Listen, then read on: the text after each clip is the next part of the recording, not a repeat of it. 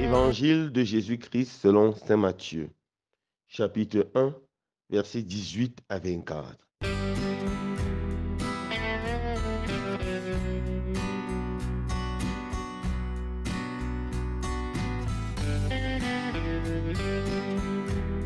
Voici comment fut engendré Jésus-Christ. Marie, sa mère, avait été accordée en mariage à Joseph. Avant qu'ils aient habité ensemble, elle fut enceinte par l'action de l'Esprit Saint. Joseph, son époux, qui était un homme juste et ne voulait pas la dénoncer publiquement, décida de la renvoyer en secret. Comme il avait formé ce projet, voici que l'ange du Seigneur lui apparut en songe et lui dit: Joseph, fils de David, ne crains pas de prendre chez toi Marie, ton épouse, puisque l'enfant qui est engendré en elle vient de l'Esprit Saint. Elle enfantera un fils et tu lui donneras le nom de Jésus, c'est-à-dire le Seigneur sauve, car c'est lui qui sauvera son peuple de ses péchés. Tout cela est arrivé pour que soit accomplie la parole du Seigneur prononcée par le prophète. Voici que la Vierge concevra et elle enfantera un fils. On lui donnera le nom d'Emmanuel, qui se traduit Dieu avec nous. Quand Joseph se réveilla, il fit ce que l'ange du Seigneur lui avait prescrit. Il prit chez lui son épouse. Acclamons la parole de Dieu. Louange à toi, Seigneur Jésus.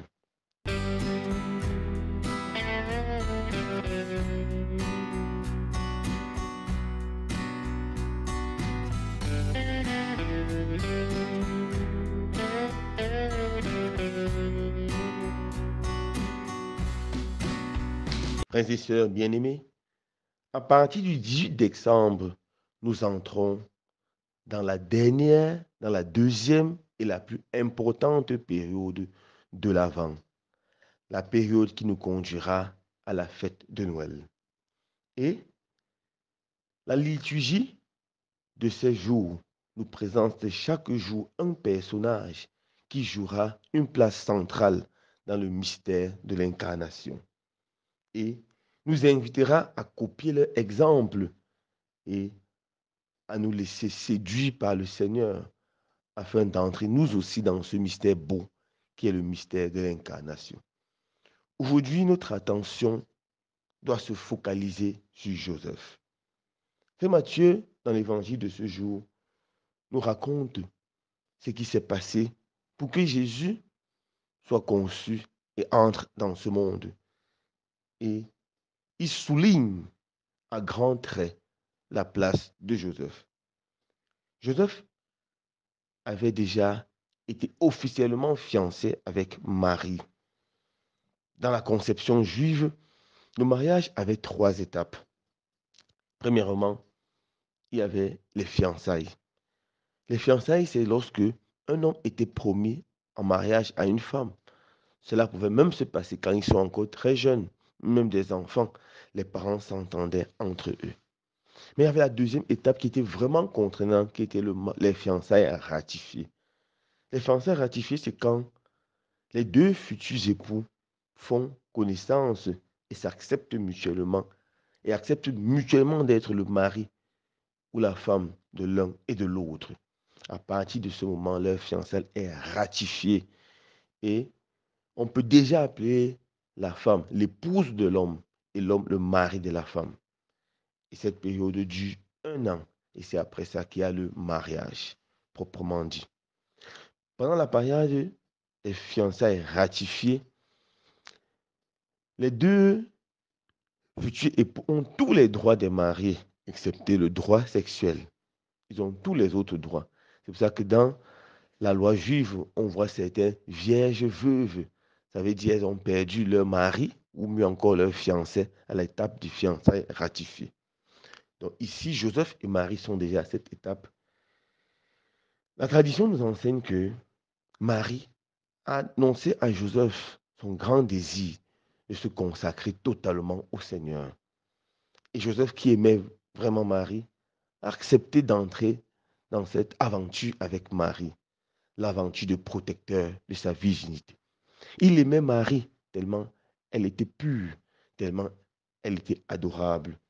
Et il avait accepté de vivre avec elle comme protecteur de sa virginité. C'est lorsqu'il est convaincu de la pureté et de la sainteté de la Vierge Marie qu'il entend des rumeurs. Et finalement, les rumeurs se confirment. Marie est enceinte. Il est totalement troublé. Il ne sait pas quoi faire. Mais par amour et par respect pour Marie, il refuse de la dénoncer publiquement. Car s'il la dénonçait publiquement, elle devait être lapidée jusqu'à ce que mort s'en suive, conformément à la loi. Alors c'est quand il a envie de réfléchir que l'ange lui apparaît et lui dit, Joseph, ne crains pas de prendre chez toi Marie, ton épouse, car l'enfant qui est en elle vient de l'Esprit Saint. Joseph écoute ces paroles de l'ange. Il ne dit pas un mot et il obéit immédiatement. Il va et il prend Marie chez lui. Il se réconcilie avec Marie. Il garde Marie chez lui. Voilà la grandeur de cet homme, capable de se dépasser, de se surpasser pour obéir à la volonté de Dieu. Ce qui a caractérisé principalement Joseph, c'est cette capacité d'obéir à la volonté de Dieu. Et l'obéissance à la volonté de Dieu, c'est ça le sommet de la foi. Être capable de renoncer à sa propre volonté, renoncer à ses propres projets pour obéir à Dieu. Voilà le sommet de la foi. Abraham est considéré comme père des croyants parce qu'il a obéi à Dieu. Un jour, Dieu lui a dit, quitte ton pays, quitte ta famille, va dans un endroit lointain, et là, je ferai de toi une grande nation. Il a obéi et il a suivi la voix du Seigneur qui lui parlait dans son cœur. Un jour, lorsqu'il avait déjà son fils Isaac, la voix du Seigneur lui a dit, lève-toi, prends Isaac et va le sacrifier sur le mont Horeb. En pleurant, il a commencé le voyage de 3 jours vers l'Horeb et il était prêt à sacrifier son fils. Finalement, Dieu a fait de lui le père de tous les croyants. Oui, mes frères et sœurs bien-aimés, Joseph est à sa façon un autre Abraham. Il écoute le Seigneur qui lui dit, prends Marie. Qui lui dit, l'enfant qui en elle ne vient pas d'un homme, mais il vient de l'Esprit Saint. Et plus tard, après la naissance de Jésus, l'ange lui dira encore, lève-toi, prends l'enfant et sa mère et fuis en Égypte. Il obéira encore sans dire un mot. C'est l'un des rares personnages bibliques qui ne dit absolument rien, mais qui agit puissamment et qui obéit. Alors, en allant vers la fête de Noël, nous pouvons nous arrêter, nous poser la question, est-ce que moi, je connais encore obéir à Dieu? Lorsque Dieu me parle dans mon cœur, est-ce que je connais encore obéir à Dieu? L'obéissance de Joseph a donné à l'enfant Jésus la joie d'avoir un père humain et d'être accepté par les Juifs. Dans la culture juive, les enfants qui n'avaient pas de père étaient profondément méprisés. Ils ne pouvaient pas être acceptés. Ils ne pouvaient même pas prendre la parole dans une synagogue. Jésus, grâce à son père adoptif Joseph, est non seulement entré dans la lignée de David, mais a été accepté et pouvait parler publiquement plus tard comme un rabbin et enseigner la parole de Dieu. Son obéissance a été une bénédiction pour Jésus. Est-ce que par mon obéissance, je suis une bénédiction, mes frères et sœurs? Par exemple, quelqu'un peut être affamé et prier le Seigneur de lui donner quelque chose à manger. Et Dieu me parle dans mon cœur, aide ce pauvre. Si j'aide ce pauvre, j'obéis au Seigneur. Mon obéissance est une bénédiction pour le pauvre. Et moi, je deviens une réponse à sa prière, à la prière de ce pauvre. Est-ce que nous pouvons, en ce temps de Noël, comme Saint Joseph, être la réponse de prière de beaucoup de personnes? Nous avons dans notre pays la guerre qui dure depuis plusieurs années. Est-ce que nous contribuons pour la paix? Est-ce que mes discours, est-ce que mes attitudes correspondent à ce désir de la paix? Est-ce que mes attitudes sont l'obéissance à la prière de tous ceux qui crient jour et nuit pour que la paix soit rétablie? Mon frère, ma soeur, à l'exemple de Saint Joseph, soyons des hommes et des femmes obéissants, car notre obéissance sera une bénédiction pour des centaines et des milliers de personnes.